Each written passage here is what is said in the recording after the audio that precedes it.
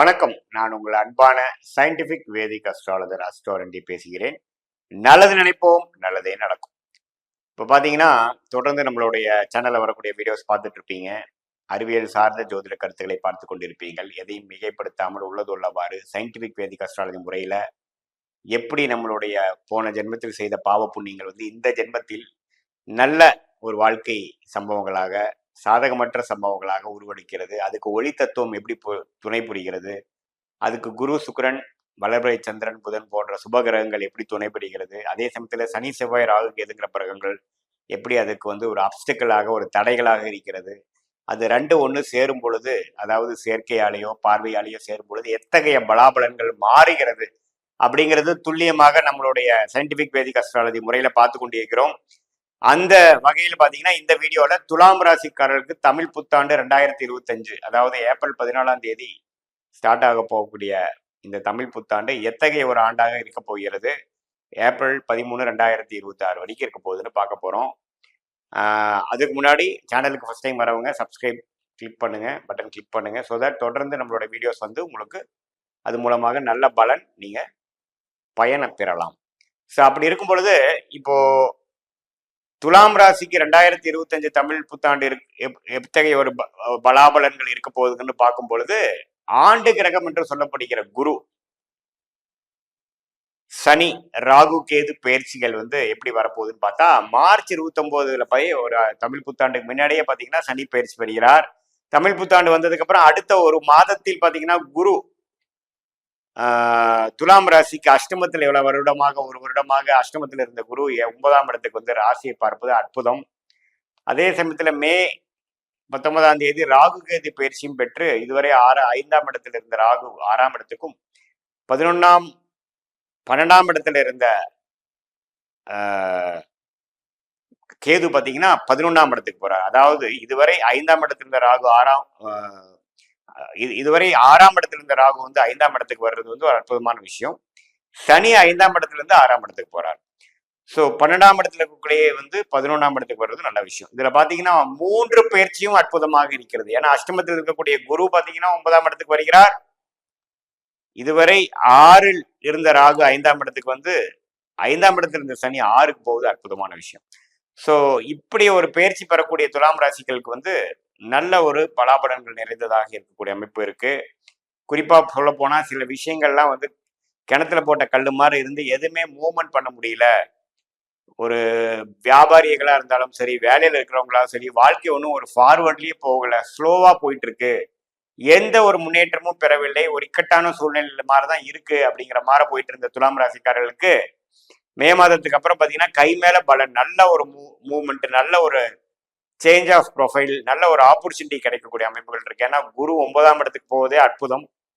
அவரு பாத்தீங்கன்னா ராசியை வேற பாக்குறாரு. ஸோ அருமையான விஷயம். அதே சமயத்துல 6ஆம் இடத்துக்கு சனி போறது பாத்தீங்கன்னா கடன், நோய், எதிரி, வம்பு வழக்கெல்லாம் குறைக்கக்கூடிய ஒரு அமைப்பு, இல்லாத மாதிரி பண்ணக்கூடிய அமைப்பு. ஸோ அதுக்கு வேணுங்கிற சில நல்ல ஒரு விஷயங்கள், சாதகமான விஷயங்கள் ஏப்ரல் மாசத்துக்கு அப்புறமே கொஞ்சம் வர அமைத்து, கடன் தொல்லைகள், மாசம் இஎம்ஐ கட்டுறது, குடுக்கல் வாங்கல் இருக்கக்கூடியது, உடல் உபாதைகள், வம்பு வழக்குகள் எல்லாமே கொஞ்சம் படிப்படியாக குறைந்து ஒரு நிம்மதியான ஒரு வாழ்க்கை வாழக்கூடிய அமைப்பை நோக்கி துலாம் ராசிக்காரர்கள் இந்த தமிழ் புத்தாண்டு கொண்டு போகிறது தான் உண்மை. அதாவது 12 ராசிகள்லேயே அதிகமான பலன்கள் பெறக்கூடிய ஒரு ராசியாக துலாம் ராசிகள் பெறுகிறது. மனசுல ஒரு உற்சாகம், ஒரு கிளாரிட்டி, பயம் இதுவரைக்கும் கொஞ்சம் இருந்து என்னடா பண்ண போறங்கிற மாதிரி இருக்கிறது பார்த்தீங்கன்னா ஒரு கிளாரிட்டி கொடுத்து ஒரு தன்னம்பிக்கை கொடுக்கக்கூடிய அமைப்பு இந்த குரு 9ஆம் இடத்துல இருந்து ராசியை பார்ப்பது கொடுக்குது. அதே சமயத்துல சனி ராசியை பார்க்காம 6ஆம் இடத்துல இருக்கிறது மிகவும் சிறப்பு. அதே சமயத்துல ராகு 5ஆம் இடத்துல குழந்தைகள் விஷயமாக சில நல்ல விஷயங்கள் பண்றது, அவங்களுக்கு வேணுங்கிற படிப்புக்காக சில செலவு பண்றது, அவங்களுடைய கல்யாணத்துக்கு நீங்க முயற்சி எடுப்பது, அவங்களுடைய வேலை வாய்ப்பு, அடுத்த மற்ற விஷயத்துக்கு எல்லாமே கொஞ்சம் கான்சென்ட்ரேஷன் பண்ணக்கூடிய அமைப்புகள் கொடுத்து வாழ்க்கையை அடுத்த கட்ட நடவடிக்கை, அடுத்த கட்ட ஒரு படிநிலைக்கு நகர்த்தக்கூடிய ஒரு அமைப்பு கொடுக்கக்கூடிய அமைப்பு தான் இந்த தமிழ் புத்தாண்டு. குறிப்பா மே மாதத்திலிருந்து வரக்கூடிய பயிற்சிகள் துலாம் ராசிக்காரர்களுக்கு இதுவரை எல்லாமே கொஞ்சம் மந்தமா போயிட்டு இருந்த அமைப்பை மாற்றி எல்லாமே கொஞ்சம் வேகமாகவும் சுறுசுறுப்பாகவும் தன்னம்பிக்கையோடவும் மனம் உற்சாகத்தோடும் செய்யக்கூடிய அமைப்பாக மாறுகிறது. உங்களுடைய தசாபுக்திகள் ஓரளவுக்கு சுமாரா இருக்கக்கூடிய பட்சத்தில் நான் சொன்ன பலன்கள் அதிகமாகவும், தசாபுக்திகள் ஒரு இக்கட்டான ஒரு தசாபுக்தி போறப்பதான் கொஞ்சம் நான் சொல்ற பலன்கள் குறைவாம இருக்கும்படிய உங்களுடைய அருமையான ராஜயோக திசைகள் போகும்பொழுது உன்னமே பலன்கள் இரட்டிப்பாக நல்ல பலன்கள் பார்க்கக்கூடும் இந்த 2025 தமிழ் புத்தாண்டுலங்கிறது நீங்க தெரிஞ்சுக்கணும்.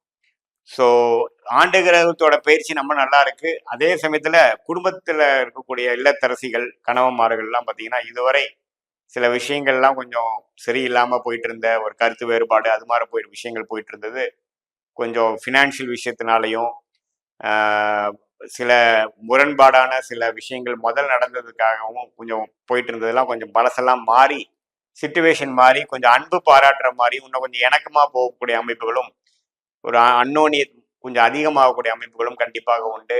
நம்ம நாளா வம்பு வழக்கில் போயிட்டு இருந்ததெல்லாம் சுமூகமா முடியக்கூடிய அமைப்பு, போலீஸு கேஸு வம்பு கேஸ் எல்லாம் போயிட்டு இருந்ததெல்லாம் பார்த்தீங்கன்னா நம்பவே ஈஸியா முடியக்கூடிய அமைப்பு.